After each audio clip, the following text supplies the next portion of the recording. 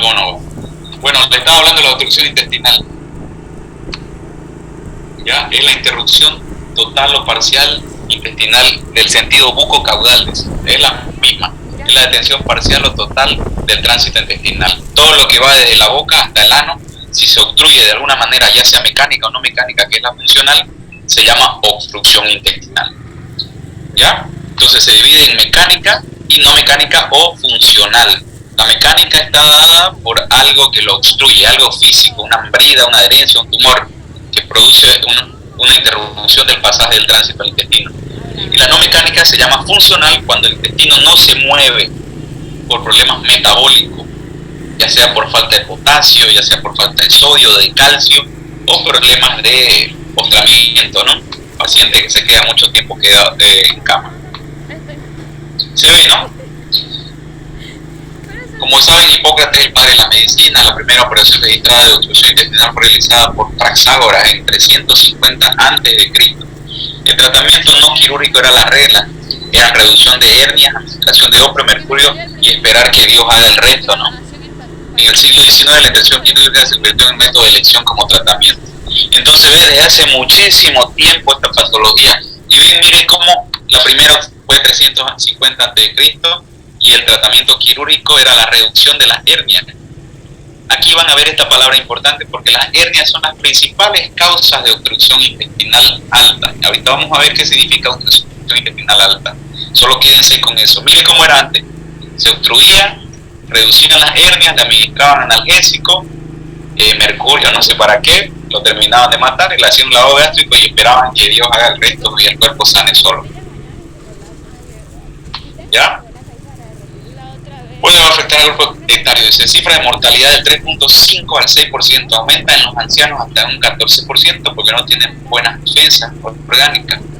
Miren, otra parte importante, tanto como las hernias, las adherencias postoperatorias son la principal causa de obstrucción intestinal mecánica. Eso tómenlo en cuenta porque es pregunta de examen, cuáles son las causas más frecuentes de obstrucción intestinal alta. Escúchenlo bien eso. Miren cómo esta propaganda no sale ya. No sé qué le pasa a su vida, tiene que comprar. Entonces, las causas de obstrucción intestinal mecánica o física en adultos, vemos que hay intraluminales, anormalidades intramurales y extraluminales, dentro del intestino, en la pared y fuera del intestino. Aquí vemos cómo se clasifican. Cálculos biliares, existe una modalidad de cálculos que se fistulizan y se van al intestino por alguna manera y ese cálculo biliar obstruye el intestino. Besoarios son esas personas que comen cabello y van formando tumores de cosas que consumen, uñas, pelos o cualquier cosa que consumen. Cuerpos extraños pueden causar obstrucción intestinal. Parásitos, todos los parásitos que ustedes conocen como los ascaris, los micoides y todo pueden producir obstrucción intestinal mecánica. Impacto fecal, los viejitos que no van al baño y están estreñidos producen obstrucción intestinal. Anormalidades intramurales, vemos como dentro de la pared, que quiere decir del intestino, vemos que los tumores, las neoplasias son los primeros. Estenosis por isquemia, hematoma intraluminal, atresias, intususcepción, enteritis y diverticulitis. Si alguna vez pasaron pediatría, saben que es intususcepción, atresia, enteritis y diverticulitis. Y las extraluminales son las adherencias. Miren aquí como vemos dentro de las principales, adherencias y hernia, las que se mencionaba hace rato. Neoplasias, metástasis, vólvulos, ¿saben qué es? No saben qué es vólvulo. Vólvulo es una mala rotación del intestino que lo dobla sobre su propio eje y produce una obstrucción intestinal mecánica. Cuerpos extraños y páncreas anular. Entonces vemos aquí las causas de obstrucción. Ven, miren cómo son varias. Si yo les pregunto, que ustedes tienen que decirme intraluminales, intramurales y extraluminales. Causas del ilio, de la parálisis del intestino. Ilio quiere decir la obstrucción. El ilio es la obstrucción no mecánica o funcional. ¿Me están entendiendo en esa parte? Pregunten si no me expliqué bien en esa parte. Bueno, no hay pregunta. Entonces las causas mecánicas las vimos. Ahora las causas no mecánicas que producen una obstrucción intestinal no mecánica. o se llama ilio paralítico, cuando el intestino se paraliza. Se puede paralizar por causas intraabdominales como la peritonitis. Una peritonitis cuando hay pus y el intestino no funciona y se comporta como una obstrucción. Un absceso, el intestino, el músculo liso, cuando siente alguna infección al lado no se mueve y produce como una obstrucción. La inflamación, la cirugía, hay un ilio paralítico. En toda cirugía abierta, hasta 24 a 48 horas se espera que el intestino no se mueva y recién empieza a mover. Ácido gastrobilis, cualquiera de estas cosas derramadas en la cavidad peritoneal va a producir un ilio, una parálisis del intestino. Fracturas de columna, pancreatitis, cólico-renal y metástasis. Extraluminales, neumonías, insuficiencias cardíacas, trastornos electrolíticos, todo lo que les hablaba, porfiria, medicamentos, lesiones de médula, enfermedad, trauma cefálico, radioterapia y quimioterapia. Estas son las causas no mecánicas de obstrucción intestinal. La fisiopatología, éstasis intestinal. Ustedes saben que el intestino, desde la boca hasta que pasa la boca, producimos casi 1000 ml de saliva, producimos 1000 ml de ilio, jugos gástricos, 200, 300. Imagínense la cantidad de líquido que pasa por el intestino diario en 24 horas. Entonces hay en su fisiopatología, cualquier cosa que obstruya va a haber una éstasis intestinal, va a provocar una distensión de ese intestino, eso va a provocar el dolor, incrementando el peristaltismo. Ahí es donde van a sentir los dolores tipo cólico. En las obstrucciones intestinales el dolor es cólico, es cíclico, viene, se contrae y luego se va. Aumenta la presión intraabdominal, sigue aumentando, aumenta la secreción intestinal. Mire, aparte de todo el líquido, va a aumentar secreción intestinal por el proceso inflamatorio.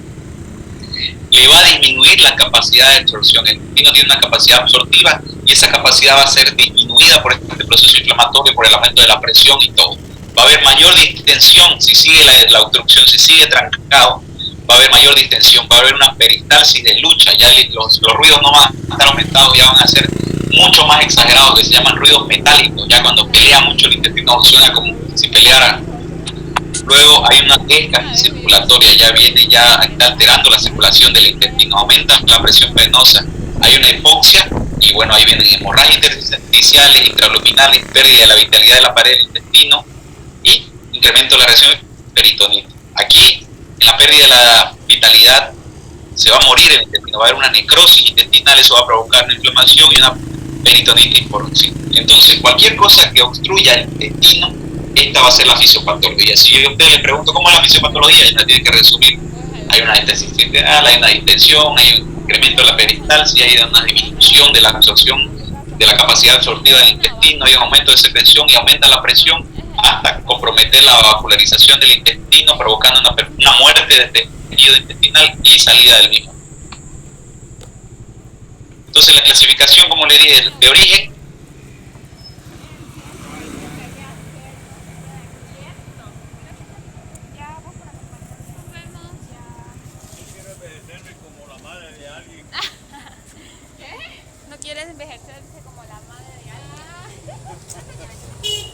en la parte de arriba o en la parte de abajo o en el abdomen del lado derecho. Ahorita vamos a ver cuáles son. Localización del intestino delgado, alta o baja, intestino grueso. Aquí, cuando digo obstrucción intestinal alta, estoy hablando todo lo que se obstruye por encima de la válvula iliocecal. ¿Saben cuál es la válvula iliocecal? ¿Alguien sabe?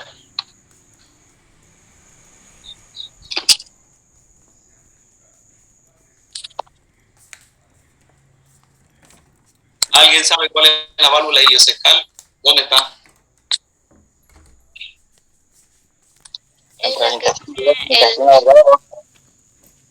El ilio con el ciego. El ilio con el ciego. Ahí donde se une el intestino delgado con el grueso, hay una válvula. Entonces, toda obstrucción por encima de la válvula iliocecal, o sea, estamos hablando ilio, yeyuno, duodeno, estómago, esófago, todo lo que se obstruye por arriba de eso se llama obstrucción intestinal alta. Y tiene ciertas características clínicas, radiológicas, vamos a ver.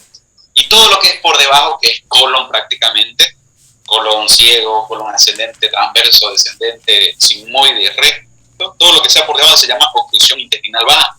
Y tiene sus propias características radiológicas y clínicas. Por eso la importancia de esta parte. Aquí mide ese intestino delgado, alto, bajo, intestino grueso. Ya les di yo la clasificación. Tienen que buscar, a veces las diapositivas digestivas no está todo, así que no estudien solo de aquí. Efectos sobre el intestino, simple, estrangulado o en masa cerrada. Eso va a comprometer de acuerdo al tipo de evolución.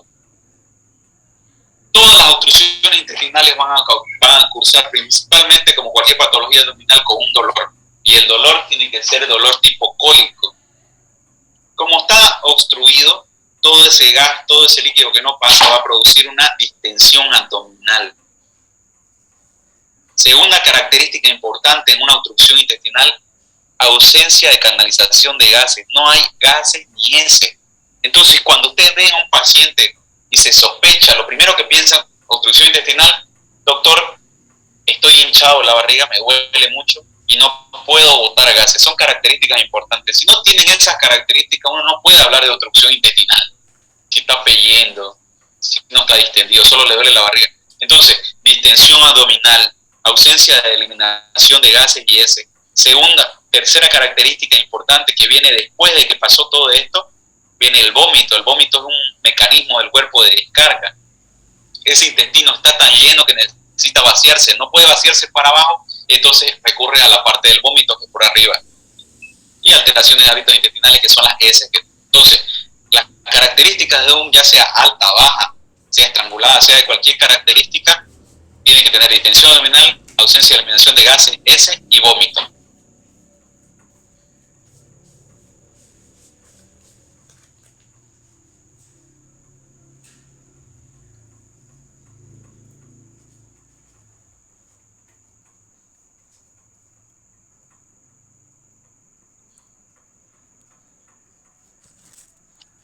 Hola, Doctor, parece que se le fue su internet.